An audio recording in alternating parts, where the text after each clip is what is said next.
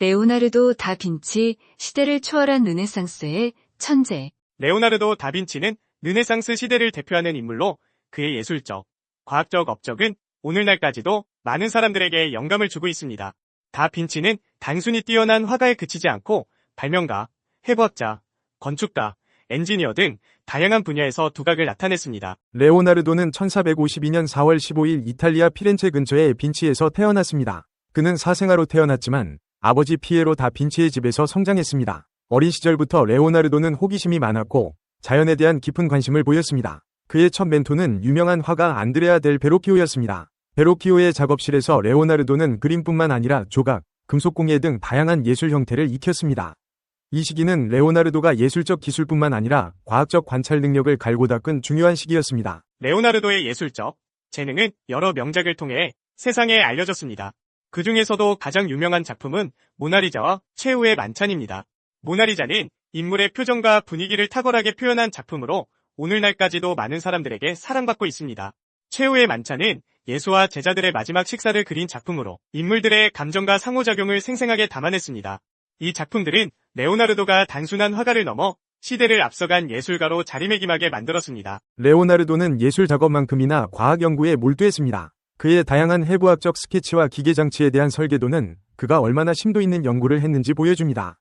특히 인간 해부학에 대한 그의 연구는 의학 분야에 큰 영향을 미쳤습니다. 레오나르도의 해부학 연구는 근육, 뼈, 신경계 등의 구조를 상세하게 기록하여 당시로서는 획기적인 자료를 제공했습니다. 이러한 연구는 르네상스 시대의 과학적 사고에 중요한 발전을 가져왔습니다. 레오나르도는 다양한 기계장치와 공구를 설계하였으며 이 중 일부는 현대의 여러 발명품과 유사한 기능을 가지고 있습니다. 예를 들어 그의 비행기 설계는 오늘날의 헬리콥터와 유사한 원리를 사용하고 있습니다. 또한 그는 군사장비, 수중호흡장치, 기계적 자동인형 등 다양한 발명품을 구상했습니다. 그의 발명품들은 그가 단순한 예술가를 넘어 탁월한 발명가였음을 입증합니다. 레오나르도는 건축과 도시계획에 있어서도 혁신적인 아이디어를 제시했습니다. 그의 도시계획안은 위생과 통행의 효율성을 크게 개선하는 방향으로 설계되었으며 이는 후대의 도시 설계에 큰 영향을 미쳤습니다. 또한 그는 강과 운하의 흐름을 제어하기 위한 수리공학적 프로젝트에도 관심을 가졌습니다. 그의 건축 설계는 기능적이면서도 아름다움을 갖춘 것으로 평가받고 있습니다. 레오나르도는 또한 철학적 사유와 글쓰기에 있어서도 많은 업적을 남겼습니다. 그는 자신의 생각과 아이디어를 노트에 기록하였으며 이러한 기록은 그의 다방면적인 관심과 깊은 사색을 보여줍니다.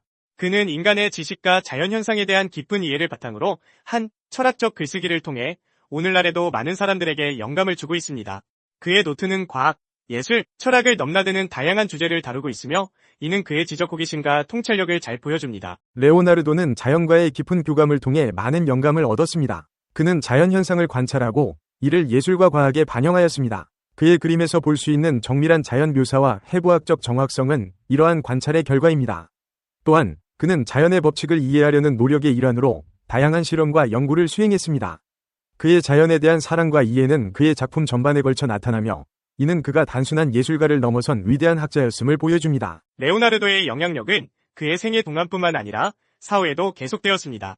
그의 작품과 아이디어는 수세기 동안 많은 예술가, 과학자, 발명가들에게 영감을 주었습니다. 그의 해부학 연구는 의학 발전에 기여하였고 그의 기계 설계는 공학적 혁신을 이끌었습니다. 또한 그의 예술적 업적은 르네상스 예술의 정수를 대표하며 오늘날까지도 많은 예술가들에게 영감을 주고 있습니다. 레오나르도의 유산은 오늘날에도 많은 사람들에게 영향을 미치고 있습니다. 그의 작품들은 전 세계의 미술관과 박물관에서 사랑받고 있으며 그의 과학적 업적은 여전히 중요한 학문적 연구의 주제가 되고 있습니다. 그의 다방면적인 재능과 끝없는 호기심은 현대사회에서도 많은 이들에게 영감을 주고 있습니다. 레오나르도는 단순한 예술가를 넘어 인간 지식의 한계를 끊임없이 확장한 위대한 사상가로 기억되고 있습니다. 인류 역사상 최고의 천재로 꼽히는 레오나르도 다빈치는 나뭇잎이나 손, 양치식물, 바위를 놀랍도록 정교하게 그릴 수 있었다.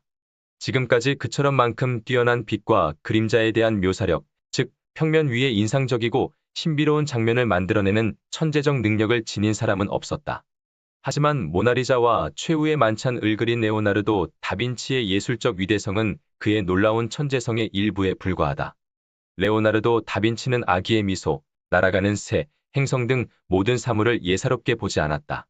그는 인간의 얼굴과 모양을 좋아해 전산한 노인들의 모습을 즐겨 그렸고 인대 혹은 근육의 구조를 보여주고자 피부 안쪽의 신체 모습을 스케치했다.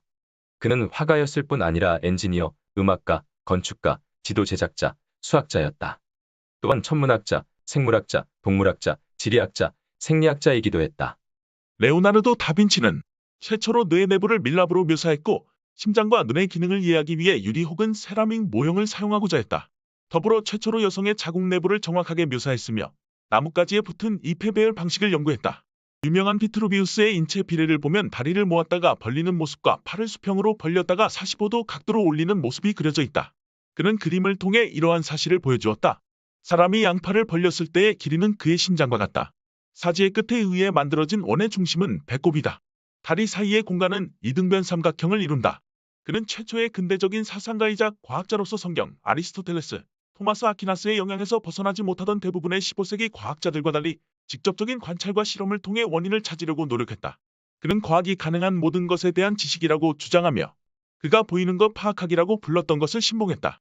그는 무엇이든 이해할 수 있다고 생각했다. 잠자리 날개에서 지구의 탄생에 이르는 전 우주가 그의 지적 사고의 대상이 되었다.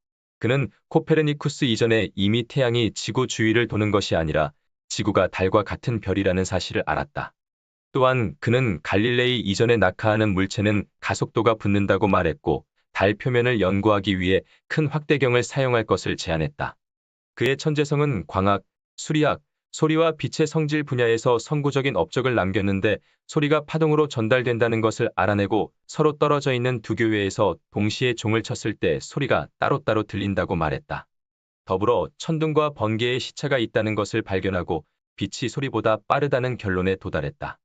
또한 혈액순환에 대한 연구를 통해 운동 부족에 따른 동맥경화증을 설명했다.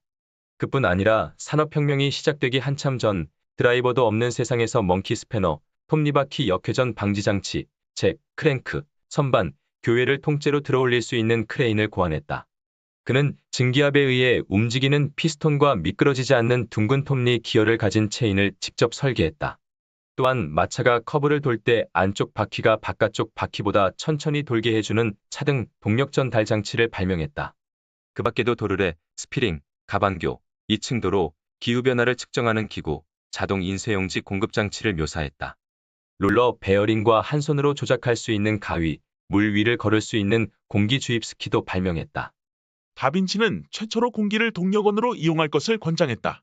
내부 연소 엔진, 에어컨 장치, 보도계, 주행거리계, 습도계를 스케치했고 심지어 대량 생산의 비용 편익을 계산하기도 했다. 전쟁을 야만적이고 미친 짓이라고 불렀던 이 위대한 화가는 보르자의 군사기술 고문으로 일했고 기관총, 탱크, 잠수함을 발명했다. 또한 잠수복, 스노클, 이중선체의 전함을 발명했다.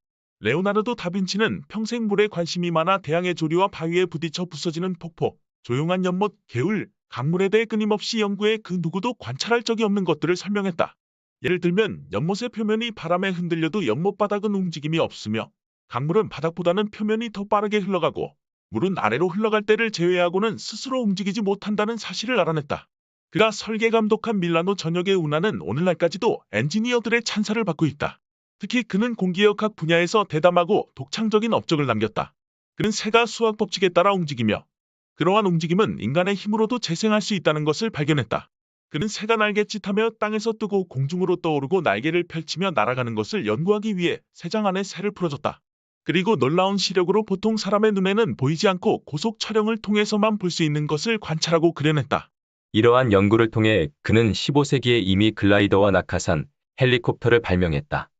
비행기에 접어 넣을 수 있는 랜딩 기어와 바퀴의 중요성을 설명하기도 했다. 레오나르도 다빈치는 1452년에 플로렌스 근처의 빈치에서 서기와 농촌 처녀 사이의 서자로 태어났다. 그를 키운 사람은 아버지와 할아버지로 어린 시절부터 남다른 호기심과 음악, 지리학, 그림에 뛰어난 재능을 보였다. 15살 때 유명한 화가 베로키오로부터 가르침을 받았는데 숙련된 대생솜씨와 회화에 빛나는 아름다움으로 스승을 놀라게 했다. 같은 시대를 살았던 화가 조르조 바사리는 다빈치가 키가 크고 기품이 있으며 힘이 아주 셌다고 말했다. 또한 그는 멋진 검객이었고 말도 잘 탔다. 즉흥시를 지어 자신이 직접 만든 류트 반주에 맞춰 노래도 불렀고 28살 때는 당대 최고의 화가, 즉 미켈란젤로, 라파엘, 보티첼리 등으로부터 인정받았다.